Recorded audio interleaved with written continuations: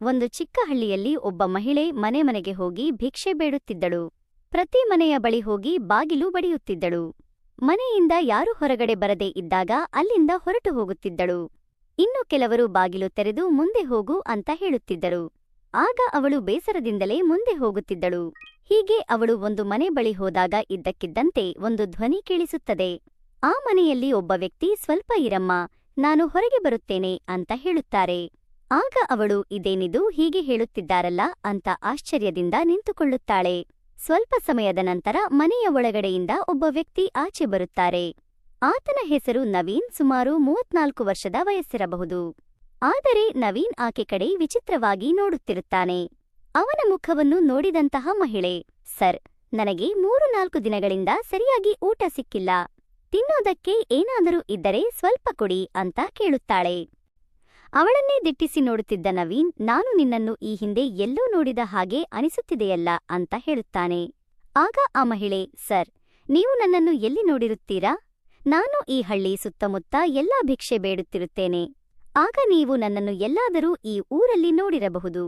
ಅದನ್ನ ಬಿಡಿ, ದಯವಿಟ್ಟು ಈಗ ನನಗೆ ತಿನ್ನೋಕೆ ಏನಾದರೂ ಕೊಡಿ ಅಂತ ಹೇಳುತ್ತಾಳೆ. ಆಗ ನವೀನ್, ಇಲ್ಲ, ನಾನು ನಿಮ್ಮನ್ನು ತುಂಬಾ ಹತ್ತಿರದಿಂದಲೇ ನೋಡಿದ್ದೇನೆ ಅಂದಾಗ ಆ ಮಹಿಳೆ ಅವನ ಮಾತನ್ನು ಕೇಳಿ ಕಂಗಾಲಾಗುತ್ತಾಳೆ. ಈ ವ್ಯಕ್ತಿಗೆ ನಾನು ಹೇಗೆ ಗುರುತು ಸಿಗಲು ಸಾಧ್ಯ ಅಂತ ಯೋಚಿಸುತ್ತಿರುತ್ತಾಳೆ. ಆಗ ನವೀನ್ ನಿಧಾನವಾಗಿ ನೆನಪು ಮಾಡಿಕೊಂಡು, ನೀವು ದಿವ್ಯಾ ಸ್ನೇಹಿತೆ ವೀಣಾ ಅಲ್ವಾ ಅಂತ ಕೇಳುತ್ತಾನೆ. ದಿವ್ಯಾ ಹೆಸರು ಕೇಳುತ್ತಿದ್ದಂತೆ ಆಶ್ಚರ್ಯಗೊಂಡ ವೀಣಾ, ಹೌದು, ನನ್ನ ಸ್ನೇಹಿತೆ ದಿವ್ಯಾ.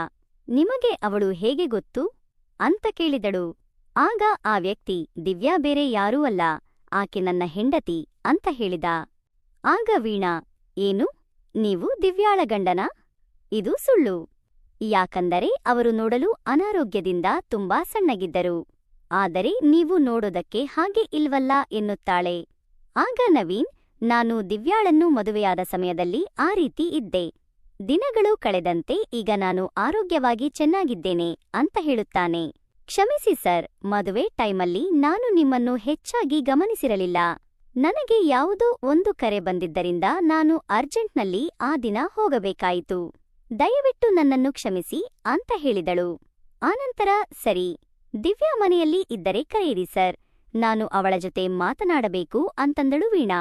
ಆಗ ನವೀನ್ ತುಂಬಾ ಸಂಕಟಪಡುತ್ತಾ, ದಿವ್ಯಾ ಮನೆಯಲ್ಲಿಲ್ಲ, ಅವಳು ನನ್ನನ್ನು ಬಿಟ್ಟು ಅವಳ ದಾರಿಯನ್ನು ನೋಡಿಕೊಂಡಿದ್ದಾಳೆ ಅಂತ ಹೇಳುತ್ತಾನೆ. ಆಗ ವೀಣಾ ಆಶ್ಚರ್ಯದಿಂದ, ಏನು, ದಿವ್ಯಾ ಮನೆ ಬಿಟ್ಟು ಹೊರಟು ಹೋದಳ? ಅಂಥದ್ದು ಏನಾಯಿತು ನಿಮ್ಮಿಬ್ಬರ ಮಧ್ಯೆ ಅಂತ ಕೇಳಿದಳು. ಆಗ ನವೀನ್ ತನ್ನ ಜೀವನದ ಕಥೆಯನ್ನು ಹೇಳಲು ಶುರು ಮಾಡಿದ. ದಿವ್ಯಾ ಮದುವೆಗೂ ಮುಂಚೆ ಒಬ್ಬ ಹುಡುಗನನ್ನು ಪ್ರೀತಿಸುತ್ತಿದ್ದಳಂತೆ. ಆ ವಿಷಯವನ್ನು ಮುಚ್ಚಿಟ್ಟು ನನ್ನನ್ನು ಮದುವೆಯಾದಳು. ಆದರೆ ಮದುವೆ ನಂತರ ಅವಳು ಪ್ರೀತಿಸುತ್ತಿದ್ದ ಹುಡುಗನ ಜೊತೆ ಹೊರಟು ಹೋದಳು ಅಂತ ಹೇಳಿದ. ಮತ್ತೆ ಮಾತು ಮುಂದುವರಿಸುತ್ತಾ, ಈಗ ನಾನು ಮತ್ತೆ ನನ್ನ ತಮ್ಮ ಮಾತ್ರ ಈ ಮನೆಯಲ್ಲಿದ್ದೀವಿ ಅಂತ ಹೇಳಿದ. ಯಾಕೆಂದರೆ ನವೀನ್ ತಂದೆ ತಾಯಿ ಕೂಡ ಮರಣ ಹೊಂದಿದ್ದರು. ಅಂದರೆ ನವೀನ್ ಮದುವೆಗೂ ಮುಂಚೆ, ಮದುವೆ ನಂತರ ದಿವ್ಯಾ ಕೂಡ ಹೊರಟು ಹೋದಳು. ಆದ್ದರಿಂದ ಅಣ್ಣ ತಮ್ಮಂದಿರು ಇಬ್ಬರೇ ಈ ಮನೆಯಲ್ಲಿದ್ದರು. ನವೀನ್ ಮತ್ತು ದಿವ್ಯಾ ಮದುವೆಯಾಗುವ ಸಂದರ್ಭದಲ್ಲಿ ಈ ವೀಣಾಳನ್ನು 1-2 ಬಾರಿ ನೋಡಿದ್ದ. ಆದ್ದರಿಂದಲೇ ಈಗ ನವೀನ್ ವೀಣಾಳನ್ನು ಗುರುತು ಹಿಡಿದಿದ್ದ. ನಾನು ದಿವ್ಯಾಳ ವಿಷಯ ತಿಳಿದು ವೀಣಾಗೆ ತುಂಬಾ ಬೇಸರವಾಯಿತು. ಹೋಗಲಿ ಬಿಡು, ನೀನು ಇದರ ಬಗ್ಗೆ ಹೆಚ್ಚಾಗಿ ತಲೆ ಕೆಡಿಸಿಕೊಳ್ಳುವುದಕ್ಕೆ ಹೋಗಬೇಡ, ಆದದ್ದು ಆಗಿಹೋಯಿತು ಅಂತ ಹೇಳುತ್ತಾನೆ ನವೀನ್. ಮತ್ತೆ ಹೇಳುತ್ತಾನೆ, ನಿಮಗೂ ಮದುವೆ ಆಯ್ತು ಅಂತ ಕೇಳಿಪಟ್ಟೆ.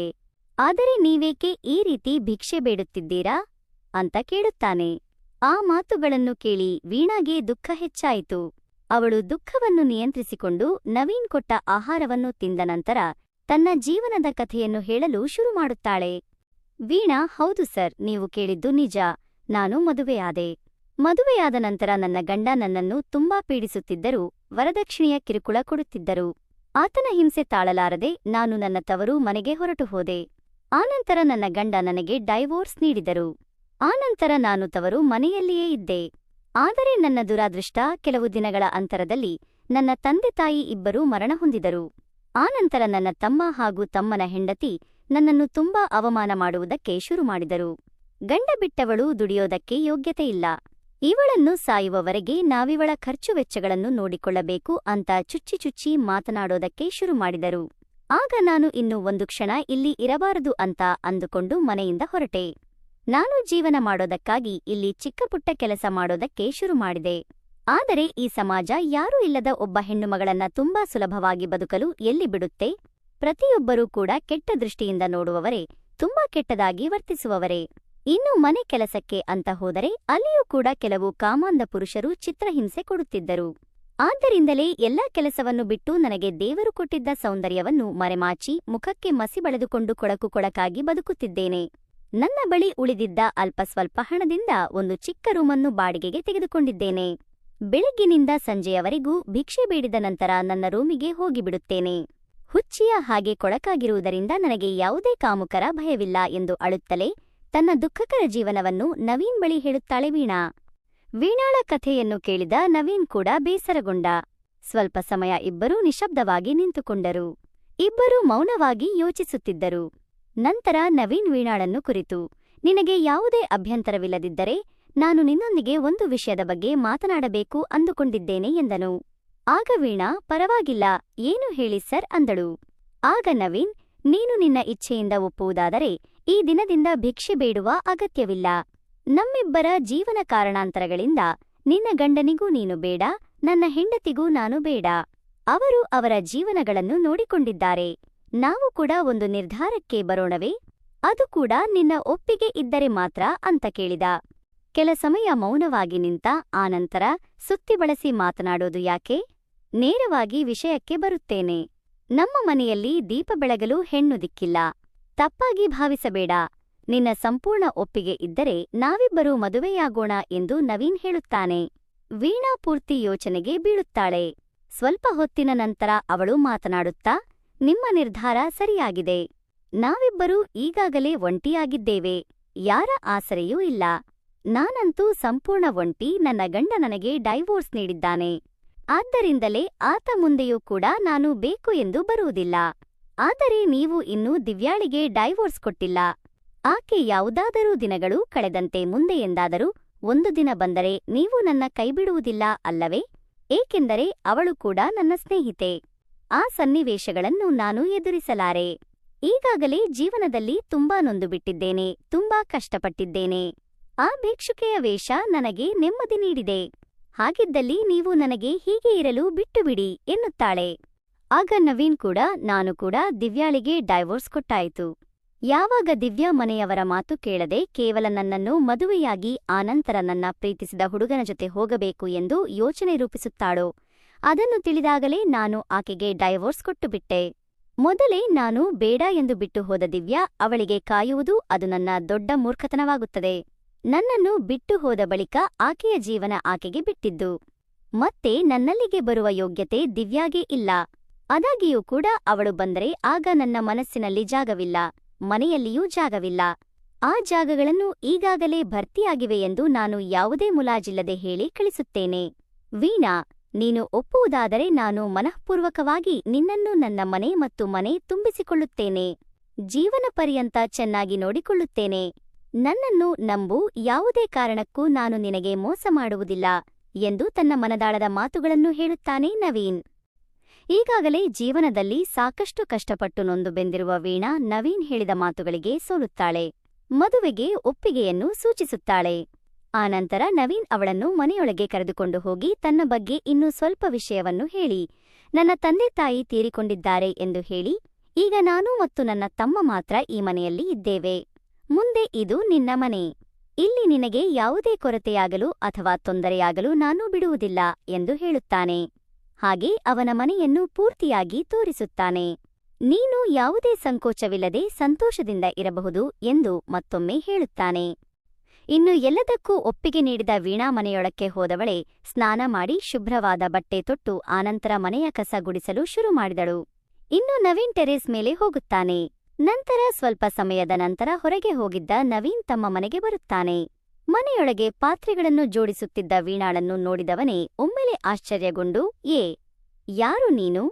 ನೀನೇಕೆ ಇಲ್ಲಿ ನಮ್ಮ ವಸ್ತುಗಳನ್ನು ಮುಟ್ಟುತ್ತಿದ್ದೀಯಾ? ಮನೆಯಲ್ಲಿ ಕಳ್ಳತನ ಮಾಡಲು ಬಂದಿದ್ದೀಯಾ ಎಂದು ಜೋರಾಗಿ ಕೂಗಾಡಿದನು. ಇನ್ನು ಆತನೇ ನವೀನ್ ತಮ್ಮ ಎಂದು ತಿಳಿಯದ ವೀಣಾ, ನಮ್ಮ ಮನೆಗೆ ಬಂದು ನಾನೇ ಯಾರೆಂದು ನನ್ನನ್ನೇ ಕೇಳುತ್ತಿದ್ದೀಯಾ? ಅಷ್ಟಕ್ಕೂ ನೀನ ಯಾರು ಅಂತ ಕೇಳಿದಳು. ಇದು ಅವನಿಗೂ ಸಹ ಗೊತ್ತಿರಲಿಲ್ಲ. ಇವಳನ್ನು ನನ್ನ ಅಣ್ಣನೇ ಮನೆಯೊಳಗಡೆ ಸೇರಿಸಿದ್ದಾನೆ ಅಂತ. ಇನ್ನು ವೀಣಾಳ ಮಾತಿಗೆ ಕೋಪಗೊಂಡ ಆತ ಆಕೆಯನ್ನು ಹೊರಗೆ ಕಳಿಸಲು ವೀಣಾಳ ಕೈಯನ್ನು ಹಿಡಿದು ಆಚೆಗೆ ಎಳೆದುಕೊಂಡು ಬರುತ್ತಿರುವಾಗ ಟೆರೇಸ್ ಮೇಲಿಂದ ಕೆಳಗೆ ಇಳಿದು ಬಂದವನೇ ತಮ್ಮನನ್ನು ನೋಡಿ, ಏಕೆ ನೀನು ಈ ರೀತಿ ಅವಳ ಕೈಯನ್ನು ಎಳೆಯುತ್ತಿದ್ದೀಯಾ?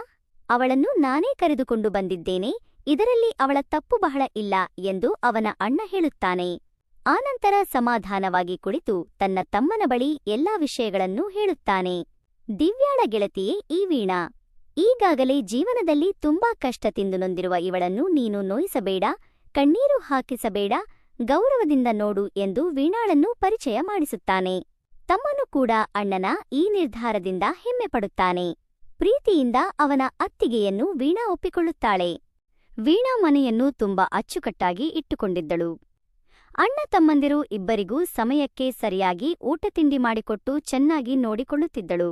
ಒಂದು ದಿನ ತಮ್ಮನು ಅಣ್ಣನನ್ನು ಕುರಿತು ಮಾತನಾಡುತ್ತಾ, ಅಣ್ಣ, ಅತ್ತಿಗೆ ಮನೆಗೆ ಬಂದಾಗಿನಿಂದ ನಮ್ಮ ಮನೆಯ ವಾತಾವರಣವೇ ಪೂರ್ತಿಯಾಗಿ ಬದಲಾಗಿದೆ.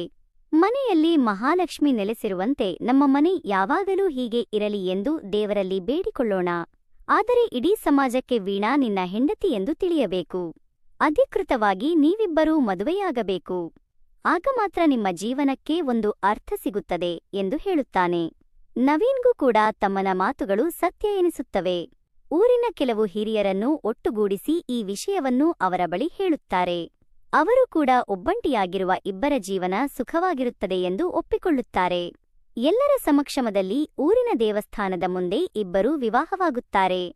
ನಂತರ ತುಂಬಾ ಸಂತೋಷದಿಂದ ಮೂವರು ತಮ್ಮ ಜೀವನ ಸಾಗಿಸುತ್ತಿದ್ದರು.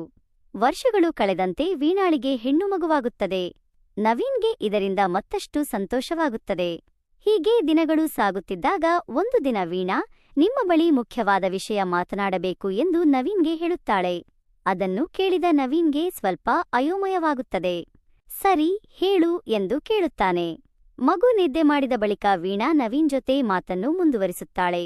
ಏನಿಲ್ಲರಿ, ನಮಗೆ ಮದುವೆಯಾಗಿ ಈಗ ಮಗುವಾಗಿದೆ. ನಾವು ತುಂಬಾ ಸಂತೋಷವಾಗಿದ್ದೇವೆ. ಇದೇ ರೀತಿ ನಿಮ್ಮ ತಮ್ಮನು ಕೂಡ ಸಂತೋಷವಾಗಿರಬೇಕಲ್ಲವೇ? ಅವನಿಗೂ ಕೂಡ ಆದಷ್ಟು ಬೇಗ ಮದುವೆ ಮಾಡೋಣ ಎಂದು ಹೇಳುತ್ತಾಳೆ. ನವೀನ್ ವೀಣಾ ಏನು ಹೇಳುತ್ತಾಳೆ ಎಂದು ಕಂಗಾಲಾಗಿದ್ದ. ಆದರೆ ಅವಳ ಬಾಯಿಂದ ಈ ಮಾತು ಕೇಳಿ ತುಂಬಾ ಸಂತೋಷಗೊಳ್ಳುತ್ತಾನೆ. ವೀಣಾ ಮದುವೆಯಾದಾಗಿನಿಂದ ನನ್ನ ತಮ್ಮನನ್ನು ತುಂಬಾ ಚೆನ್ನಾಗಿ ನೋಡಿಕೊಂಡಳು. ಈಗಲೂ ಕೂಡ ಅವನ ಮೇಲೆ ಎಷ್ಟು ಜವಾಬ್ದಾರಿಯನ್ನು ಇಟ್ಟುಕೊಂಡಿದ್ದಾಳೆ. ನನ್ನ ತಮ್ಮನ ಬಗ್ಗೆ ಅವಳಿಗೆ ಎಷ್ಟು ಕಾಳಜಿ ಇದೆ.